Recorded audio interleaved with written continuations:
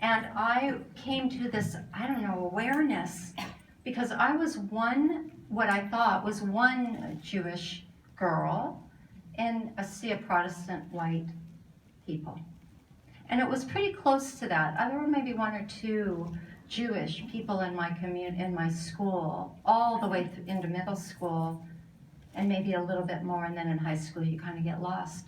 But I remember thinking that I was carrying the nation of Israel on me, because there were these preconceived notions of what Jews were. I didn't have a big nose. I was constantly giving away my lunch money to maybe disrupt that misconception that Jewish people are frugal. So I felt that responsibility to have to carry that, and how I stood in the world and how I showed up in the world. And I kind of lost that all the way through high school until I became a young adult and I found myself at this rock concert. Well, it was really a nuclear non-proliferation conference. But what got me there was the 30 bands, throughout the day. And I'm like, oh, I'm at a peace rally. This is really 11, and it's all about nuclear non-proliferation. But at 10 o'clock in the morning, the MC came to the stage and said, listen, it's going to be a really hot day, and somebody left their dog in the car.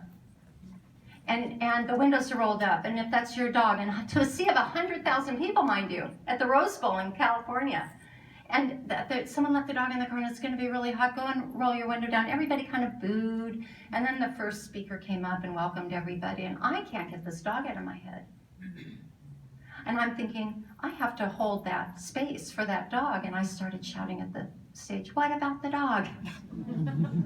Good girl. And every spot that I could get a voice in, between speaker and band, REO Speedwagon, the Rolling Stones, I was getting it in there. But the first time it was just me and my friends going, what about, and chanting relentlessly. And I learned in that moment my voice needed to be heard, and that I had something to say. And before I knew it, my whole section was chanting, what about the dog?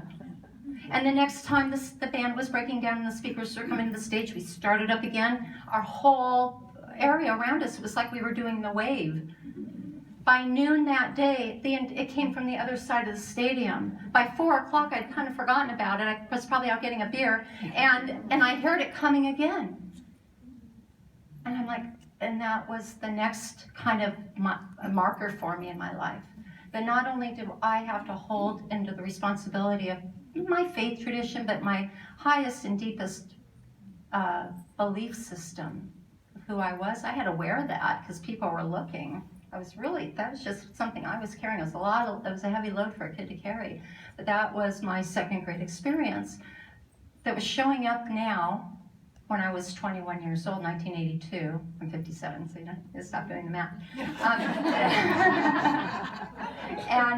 And then comes 9/11. Now, by this time, I was the director of sales and marketing for a major home builder, and kind of in the corporate world, and big hair and big shoulders, and I'm shoulder pads, and I'm kind of caught up in that corporate greed stuff, right? But that morning of 9/11, where I was seeing what everybody was seeing around the world, I was still in bed under the covers, and I heard, gather women. I didn't know who was saying this to me. I didn't know what I was supposed to do with the women once I gathered them, but I just said yes. The other day we heard this great statement, the answer to how is yes. I guess I said yes.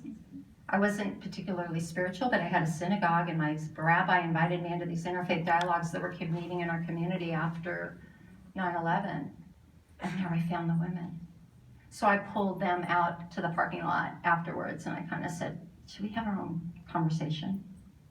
And so a couple months later, Sarah developed Spiritual and Religious Lines for Hope in my living room with, ironically, 12 women.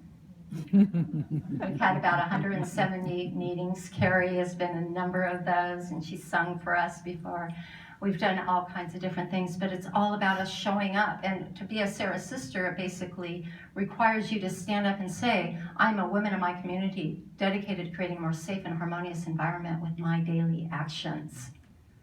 So there I am again, anchoring that that second grade little girl who did not fit in. I wasn't skinny and blonde. I never knew what box to check actually but I was supposed to tell people who I were census what I was. I wasn't white. I wasn't anything else. I was Semitic, I was Eastern European. My identity has always been rooted in that. I think I was standing on a hopscotch, playing hopscotch. So that little girl is who I am service to. That is who I am in service to. That is my image, my prevailing image. And I'll just like to add that bridging the interfaith world came the Charter for Compassion. And it was that same voice, that vision of my second grade self, 7-year-old Sandy, said, where are the women? At the Charter for Compassion, this global network, 53 countries, 54 countries, millions of people. Where are the women? Thank God I was given this blank slate to create this sector.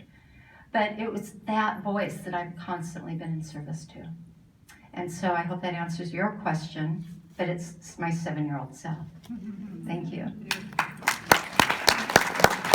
Thank you, Sandy.